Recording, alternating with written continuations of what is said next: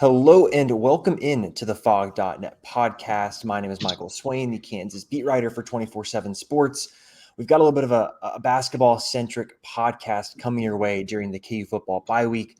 I am joined by Eric Bossi, who is the basketball guru and recruiting guru for 24/7 Sports. Eric, thanks a bunch for jumping on with us today. Hey, appreciate you having me. Sorry, I'm trying to get my background comfortable, and my hat seems to be a little askew today. So, pardon me if I'm a little fidgety for a little bit. Oh, it's all good. Keep it casual here. It's not super formal, but we're going to talk today about some of the KU basketball freshmen and then some Kansas basketball recruiting at the end. Obviously, Kansas signed, 4 high school recruits and then added Kevin McCullough through the transfer portal. I want to start. We'll go in depth with all of them, but I want to start with something you wrote this week on the website about Grady Dick. If you go to the story, it's on the fog.net front page.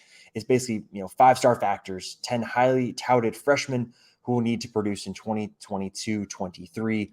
Eric, you picked Grady Dick. I've got it here for the YouTube audience. They can read what you wrote, but I guess for those that maybe aren't super familiar with Grady, what exactly is kind of his game, and why is he someone that you're kind of tabbing as, hey, this is a guy that needs to come in and produce from day one? I'll tackle the second part of that with why he needs to produce from day Mm. one. I think you look at this Kansas team, and a big question is where is the shooting going to come from, right? Um, you hope Jalen Wilson will be a little bit more consistent because obviously he's proven that he can shoot some, but the percentages maybe aren't what you're hoping for for a zone buster or a guy who's going to stretch the floor. With Grady, you're talking about someone that had always been kind of a scorer in high school, but his senior year he really became a much more consistent shooter at Sunrise Christian, and you're hoping that he can translate a little bit of that to Kansas because they do need someone that they can rely upon consistently to stretch the floor. And obviously, with Osh and CB gone, there's a big hole there in the lineup, right? Presumably Kevin McCullough is going to fill a lot of those minutes, but I wouldn't really classify him as a shooter either. So there's a lot of minutes to be had, and I think Grady lines up as the guy who's most ready and most capable of stepping up and taking a lot of those minutes. And is he going to come in and shoot 50% from three, like he shot in the neighborhood of his senior year? No, I don't think that's a reasonable expectation. But if you can get him somewhere between say 36 and 40%, then that solves a lot of problems for Kansas this year and presents a lot of difficulties for defenses looking to stop them.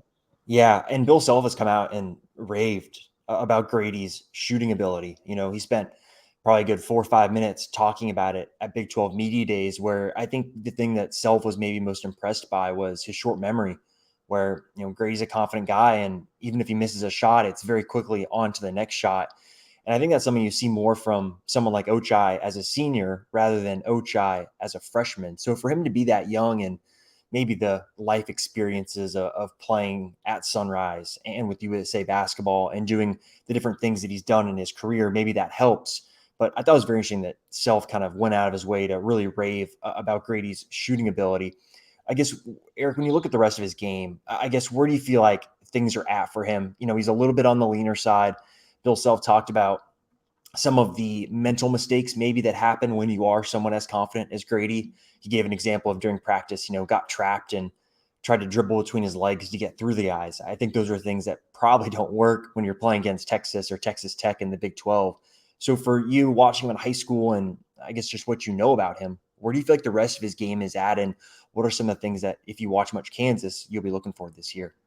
Yeah, it's funny because Bill brings up something kind of interesting with like he has the ability to move from one play to the other, which is a good thing. But sometimes you wish there was a little bit of maybe thinking back on some things that have caused you troubles or you've been mistaken and having them bug you and carry them for a little bit so that you don't make those mistakes down the road.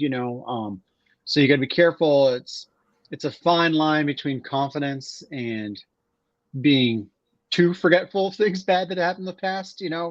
So if you get where I'm coming from on that. So with Yeah. Grady, I think it's good that he can move on from things, but also sometimes he does need to take a little more stock of some things that went poorly and remember them a little bit better and learn from them a little more. So that's going to be key for him. I do think he's one. It's funny because we're talking about him as a shooter, but kind of when he was coming up, his thing was he was a guy who was known to be able to, dance with the ball a little bit, put him on the floor, make some things happen. That's one of the things I think that is intriguing about Grady is that he can put it on the floor. Now, putting on the floor in high school, like you say, versus putting on the floor in college is a much different thing. But I think as he adjusts to the speed of the game, the size of those around him, the physicality, I think you'll see him put it on the floor a little bit more. And if he's knocking them down from outside at a good clip, now you become really dangerous because when defenders come closing out on him, man, he can hit him with a shot fake and put it on the floor and make something happen. When he starts to get to that part of his game, I think you're going to really see what he's all about. Definitely. And I think for me, when I look at Grady this year, I think the defensive fit is going to be really interesting because I think you mentioned it off the top there, right? That, McCullough is going to play a lot and, DeJuan Harris is going to play a lot. Those are two really good guards in terms of on-ball defending, off-ball defending. You got Jalen Wilson that'll probably play the 4. I think for me, defensively, I'm very interested to see how Grady does guarding some of the other kind of 3 and wing types in the Big 12 because you look at him and he's got kind of the frame and athleticism that you like to see. I'm curious to see how he does in terms of the scouting report, things like that maybe on a Bill Self team, maybe takes a little bit for freshmen to get used to. Did Grady get challenged much at Sunrise? Did you ever get the chance to watch him against some of the other kind of premier wings in this class? Like, did he really play against those type of guys that much? Or was it mostly, I think about Sunrise, I think about like Mark Mitchell and some of the big men, but did you see him play against a lot of like high caliber wings during his high school career on the defensive end? Yeah, yeah, absolutely. Sunrise played as strong a schedule as you can play. They're in the NIBC, which is got teams like Montverde and IMG and Oak Hill and all the national powers. So he was regularly playing against high level guys. Like the last time I saw him on a high school floor in a real high school game was against Link Academy, who had a pair of McDonald's All-Americans on the wing and Jordan Walsh and Julian Phillips. So, and a likely McDonald's All-American this year in Omaha Blue. So, he has played against dudes, and I'm not too concerned about him on the defensive end. I'm not going to sit here and say he's going to be Brandon Rush defensively or anything like that, but I think he's going to be able to hold his own, and there's going to be mistakes, and there's going to be days where Self says, God, he sucks at defense, and blah blah blah. But that comes with territory when you're playing for Bill Self, right? So Yeah. I don't have too many concerns about him. I think he'll be at least an average to good defender, which is about all you can ask for a freshman. Yeah, exactly. Cool. I want to move on. I think the next guy we'll hit on here, MJ Rice, is very fascinating. I think Bill Self's messaging on him over the last week or two has been interesting. I'll use that word again, where Big 12 Media Days, he talks about, hey, this is a guy that is very similar to a young Wayne Selden, similar body frame, athletic ability. And Wayne Selden took some time to adapt. And it sounded like from Self's perspective that, hey, MJ's a guy that might be thinking a little too much right now. You look at the resume, right? McDonald's All-American, kind of on the fringe 5-star category. If you look at the composite numbers, at least. I'm curious from your perspective, Eric, what do you exactly expect from MJ in this first season as he adapts to college? Frankly, I think he's a guy who's going to struggle a bit. Physically, he's ready. He has the game, but what he did in high school isn't always going to translate. He was able to play bully ball quite a bit because he's just so strong and imposing. He could just put his shoulder into a dude and get wherever he wanted to go. So that aggression is good. That physicality is good, and that he's ready physically for Big 12 basketball. But things in terms of shot selection, running a lot of plays and sets, those aren't necessarily things that he's done a lot of in the past. And I think there's going to be a pretty big learning curve with some of that stuff. So there's going to be some high highs, but the lows may be low. And I can already see him being one of those guys that where the fan base is frustrated, like, man, Self just won't let this guy go. Self won't let this guy do this, do that. But, there's usually a reasoning behind that. I think he's going to be fine. I'm not trying to say like, oh, this guy's overrated or he's gonna stink or anything like that. But I just do see him having some early struggles, and it's going to be about how does he get through those things. He is a guy that did attend 3 or 4 high schools and switch some teams. So you know I have found that a lot of times with guys like that, there are some struggles. So now he's in his place. Let's see what's going to happen when he faces a little bit of adversity, and how does he fight through it. He's a really tough kid, so I think he can get through it. He's got a ton of confidence in himself, so that's good. And I do know that the staff really likes him and what he can do down the road once he adjusts to a new role and not just being the man all the time. Yeah, I like you mentioned his physicality, because you look at the other freshmen that have come in, and MJ looks like a 21-year-old, a 22-year-old. He doesn't look like a freshman in college. And that's something that some of the other players have remarked, is that, you mentioned the bully ball aspect of things, right? And during practice, I guess some of the players have seen some of that from him. But you mentioned the long term, feeling pretty confident about that. When you think, whether it be sophomore, junior, maybe even further, what do you see the long-term potential with him being? And I guess maybe, do you agree with the Wayne Selden comp? Are there any other maybe KU players that you think of when you see someone like MJ? I can see a little bit of the Wayne Selden, although I think Wayne was probably a little bit better ball handler, better playmaker for others than MJ. There's not a recent Kansas player that really jumps off Hmm. or jumps out at me as a guy like, hey, he reminds me a lot of this guy because he's a little bit different. Like, I think he's a dude that is probably going to play the 2, the 3, and the 4, I would bet, during his time at Kansas, because he can. I kind of like the idea of making him a real mismatch 4-man, because he's a little bit short on it, but there's a lot of small ball 4s out there. And I think he's strong enough, can do enough in the post that you can create kind of a quickness mismatch and a real interesting guy at the 4 by using him some down there. So I wouldn't be surprised to see him play there a little bit. But to make a already long answer a little short, I don't have anyone that jumps out at me Yeah. as a recent Kansas player to compare him to. Yeah, and I guess long term, like for a ceiling for someone like him, it's clearly going to take time. And if Bill Self, what is it, 2 weeks before the season really gets going, is saying, hey, let's something he said at media day was, hey, his role in November and December is going to be a lot different than it is in February. But if we project down the road, I guess, what type of player do you see him being when, if he is able to reach that full potential, what exactly do you feel like that is? Yeah, well, I don't think that full potential realization is for another 2 or 3 years down the road. Mhm. This is not a guy who I think is anywhere near being a one and done or anything like that. I remember a lot of worries from the Kansas fan base about, well, this guy's going to go pro. He's never going to make it to campus. And I was thinking to myself, well, where is he going to go pro? Does he have the potential to eventually play pro basketball? Yes, but I think right now the focus is being a really good Big 12 player. I think he's a guy that you could see follow the path of, we've seen this, how guys develop under Bill Self.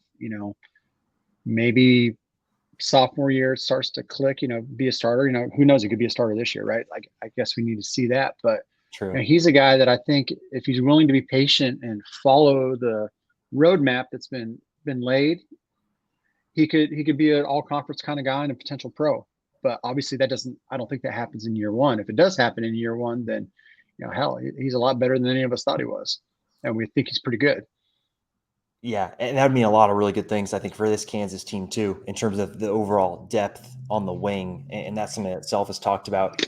I think heading into the season, man, you mentioned starters. Center is one of those spots that Bill Self has been pretty upfront that, hey, I really don't know who's going to be our starter, right? With Cam Martin now having an injury, he'll be out for a few weeks. Now you're really looking at Ernest Udeh, who will hit on next, Zuby Ejiofor, Zach Clements, and KJ Adams. For me, the center spot's fascinating. For Ernest in particular, McDonald's All-American big man, seems to me like a kind of a rim running guy that is a really good lob threat. Watching him over the summer in some of those scrimmages, you could just see the athleticism that he has and the ability to catch lobs and make plays around the rim.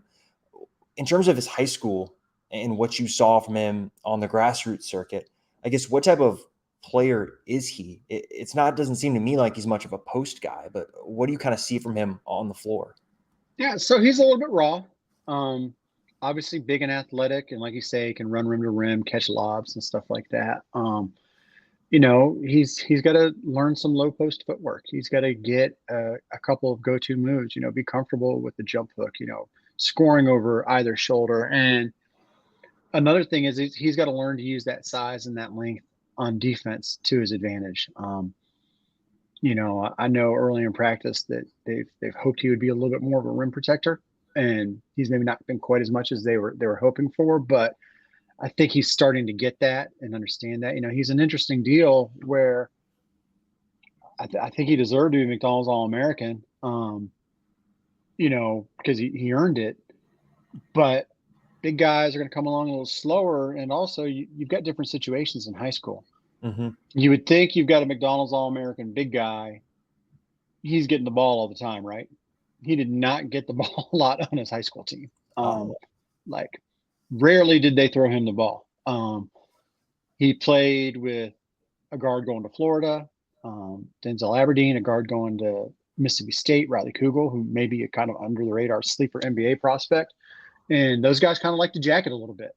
Okay. So, his touches came via offensive rebounds or lobs or the occasional low post entry, but he wasn't like the feature guy on offense. If you were going just to scout him, it was kind of frustrating in that, hey, I wish this guy would get some more touches. But, on the other hand, it was also like, well, these guards are pretty good. I can understand why they're going off. So it's always interesting when you play with multiple other guys and styles. And, they made a state championship game where they lost to the Boozer twins, Cameron and Caden, two of the best sophomores in the country now, freshmen last year, sons of Carlos Boozer. But, I digress. It's going to be a matter of how quickly he can feel comfortable on offense and how much he can apply what they're teaching him defensively. He's a really bright kid. He's a hard worker. I think he takes things to heart. Maybe sometimes takes them a little bit too much to heart. So you got to be careful not to, lose his confidence and stuff like that. But I think he's going to be one of those guys that it's going to take a little bit of time. But once that light kind of clicks, you're going to be like, oh, okay, this is why everyone was so excited about him. Because he definitely has some days where they're like, yes, this is what we want from you. And, I think as the season goes by, you'll see a few more of those. Yeah, like you mentioned, it's going to take a little bit of time. I lost track of how many times Bill Self said that during media day on Tuesday when he's talking about whether it be the team as a whole, the freshmen as a whole.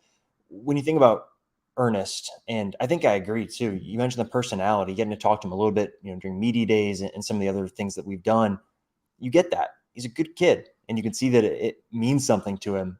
When you think about this freshman season and where he kind of fits in on this team, I guess, what do you think the role will look like? I look on social media a lot, and it's very funny. You see a lot of these projected graphics of who's going to start, and a lot of them are saying, oh, Ernest is going to start. And I'm like, is he ready for that yet? That's my question, at least. If you meant like things you mentioned, right, where rim protecting, is he there? Is he there on the post? Bill Self has talked a lot about how KU doesn't really have a great post guy right now. For you and Ernest's role this season, I guess, what do you kind of see that being? And obviously things change, but, how do you kind of see that progression going this year? I don't really know. I don't think they know anything about what they're going to do at the 5 spot right now. I think that's the most confounding thing that they've got, because no one has really stepped up and said, all right, fellas, this is my deal. You got to come take playing time for me. And until that happens, it's going to be kind of trial by fire and 5-man by committee. I mean, heck, I won't be surprised if we see Jalen Wilson playing the 5 and them just like, hey, let's get our perimeter guys on the floor, because that's where our strength is right now, and that's where we're most comfortable with. So it's going to be interesting. I think you're going to see a lot of tinkering with lineups early on, and riding hot hands, and a lot of maybe some guys who aren't putting up stats or something like that, but they're doing the little things that maybe us average viewers watching on TV aren't paying attention for, and we're going to be complaining about it on message boards and things like that, but they're going to be like, hey, you know what? Girl, like, I mean, I think they would kill for Landon Lucas right now. You know what I Mm. mean? Just someone steady and reliable that's going to be in the right spot. You know, is he sexy? No. You know, does he have a bunch of stars attached to his name? No, but you know, he was effective and reliable, and I think they're just looking for the guy who can be the most reliable right now is going to get the most minutes. Yep, I totally agree. And so let's do one more at the 5, and we can do Cook with Zuby. I I thought it was very interesting. Going into the year, I wondered, hey, if there is a guy that's going to redshirt on this team, that's kind of like, oh, it would kind of make sense if it was Zuby. Obviously, Cam Martin doesn't have it. You're going to play Zach and KJ and Ernest most likely as well. But then Bill Self came out and pretty much said it. No, he's not going to redshirt. He's going to play. Watching him over the summer, I think you see some versatility there with Zuby. Obviously, he produced at a super high level at high school, right at Garland. What exactly is his game? Because it seems like he's more of a jack of all trades guy to some degree. Maybe I'm wrong in seeing that, but what do you see in his game? I love Zuby. I'm a bit of a Zuby honk. So I'm you're viewing these through Bossi is a big fan of Zuby Ejiofor glasses. I think it provides tremendous activity around the rim. Uh, you have to account for him. He puts pressure on the rim, and that you've got to account for him catching lobs, crashing the offensive glass, things of that nature, and that's really really important to open up the floor. Now, is it always going to be pretty? No, I think his exuberance is going to get the best of him. Mhm. Sometimes, you know, he's probably going to play a little bit too fast at times. You might try and put the ball on the floor here or there when it's not necessarily what you look for. But with time, you know, the guy's got a pretty clean looking shot. I do think he's going to be able to knock down some mid range jump shots. Eventually, you can maybe get the green light to take an open three here or there. But I just think his overall activity, willingness to be physical, and his athleticism are going to help him find a way on the floor.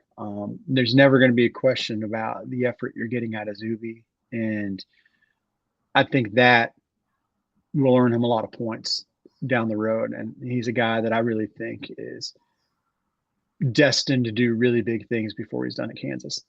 Mm. When you think about the long term potential, I look at him and when I watched him over the summer, right? Again, going back to kind of the scrimmage, which you don't make much of, right? It's just pick up basketball. But Zuby went out there and I think he hit 3 threes, which you mentioned the smooth stroke. And that's exactly what my mind went to right away is, yeah, he showed some of that over the summer. When you look at the long term development, I'll give you another long term question. But what exactly is he long term? It seems like he's got a future at the 5, but is he someone that would play the 4 as well? I guess where do you see Yeah, things? he can play both. Now look, I'm not saying Zuby is going to be National Player of the Year and lead his team to within a seconds maybe of a national championship game, but man, he reminds me an awful lot of Thomas Robinson. Um, Body, size, activity level, what they're going to be able to teach him to do in the low post. Mhm. And, you know, I could see a really similar kind of trajectory for him. Definitely. Cool. Well, let's go to some future Jayhawks who aren't quite there yet.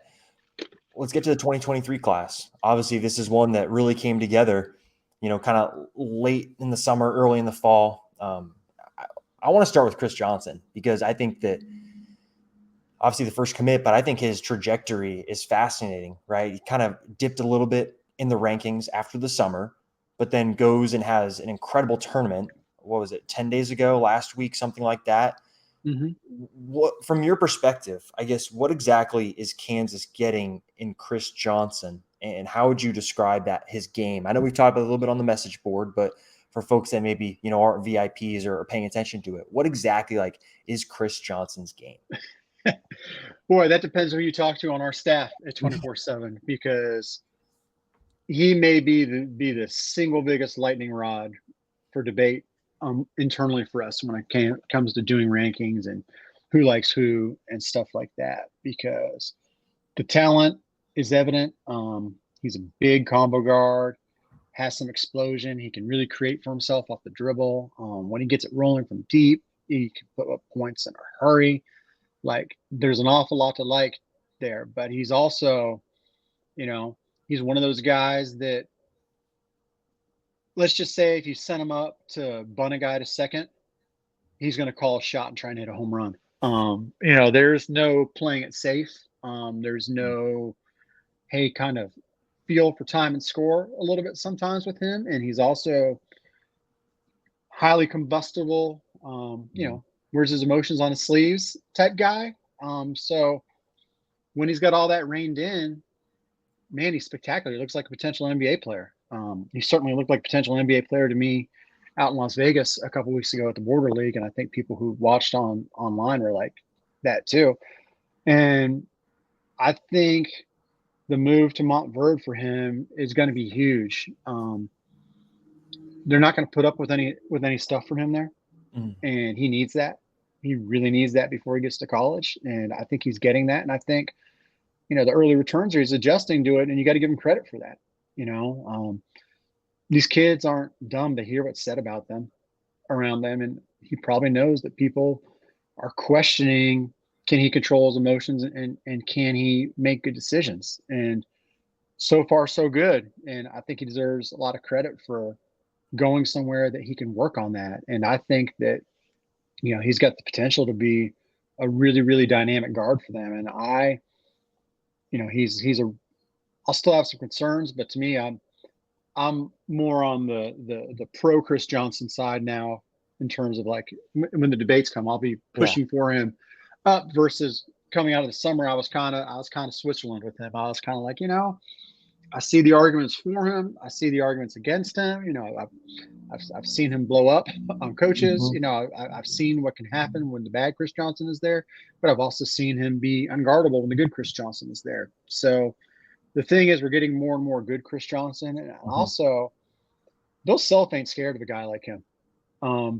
It's taken a lot of guys that people are like, well, what are you doing? How are you going to deal with him? And he seems to, you either do what he demands or you're out of there. And if you do what he demands, you end up being pretty darn good. So, I think he's a Bill Self guard, and I know they are really, really high on him and excited about getting him. Definitely. Well, you mentioned lightning rod amongst the 24/7 staff. I know a player that's probably a lightning rod amongst Kansas basketball fans who follow recruiting, and that's Jamari McDowell. Obviously a super great summer, right? One of the big risers of anyone in this entire class over the summer. I don't have the ranking jump in front of me, but that composite grade there probably doesn't reflect where he's at. Yeah, I went from 2 stars to the top 50 in 3.5 months. That's pretty good. So what exactly has contributed to his rise from being the 2-star to all of a sudden where you're looking at him being a top 50 player? So he's a super versatile wing. He can handle the ball a little bit for you as a primary ball handler, although I wouldn't call him a point. He can score off the ball as a primary scorer with 2, or he can also play some out at 3. So he's got that ability to switch up and down and play 1 through 3. He's a pretty bright guy, pretty high basketball IQ out there.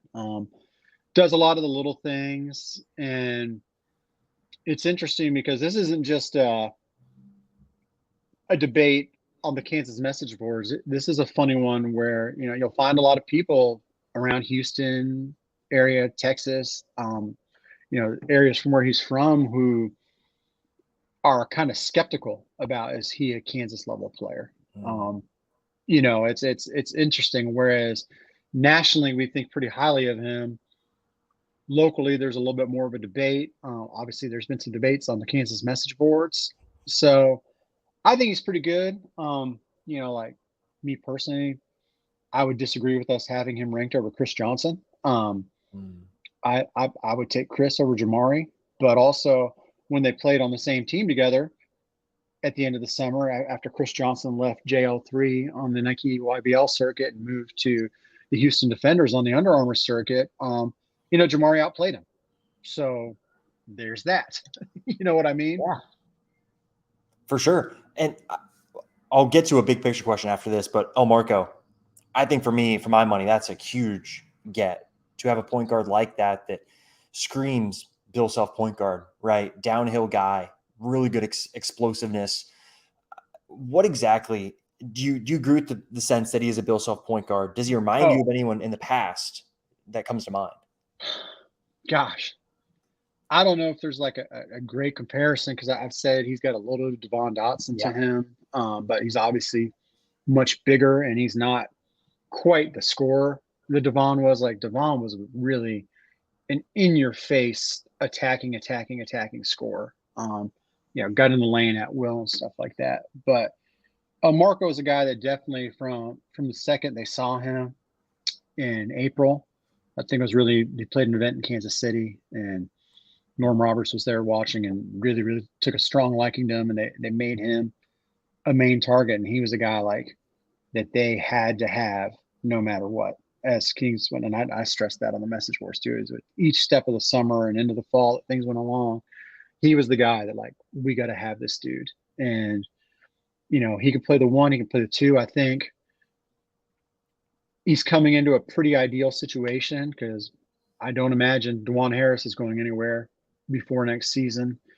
And he's so a perfect guy for Elmarko to play with because he's going to relieve a lot of pressure on him with making decisions and just allow him to get downhill and do what he does. But man, that kid's a stud. He's a stud on the floor. He's a stud off the floor. yeah, Bright kid, big personality. I just can't see any world where like the Kansas fan base doesn't just totally fall in love with this kid yeah. with what he does on the floor and with how he carries himself off of it.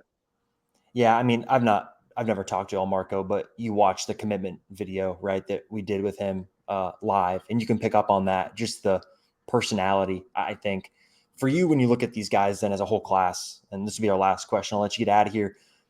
How do you feel like these guys fit? Because this is something I think you had hit on the message board I wrote about a little bit, is that these guys all seem to be able to play together if that point in time comes, next year, 2 years down the road. When you look at the long-term fit for these guys, how do you feel like they fit as a trio and then with kind of the expected returners on next year's team as well? I think they fit together really, really well. I'm thinking about these guys as sophomores playing together and some as freshmen too, and potentially down the road because I don't think any of these guys is a one and done type guy, but you Yeah. never know. I mean, there's inevitably going to be 15 to 20 freshmen every year that leave for the NBA, and certainly it wouldn't be a stretch to see Almarco or Chris eventually being one of those types of guys, or Mhm. just saying, "Hey, what the heck? I'm going to give it a shot here." So short term is the question because I guess we don't know who's going to be back.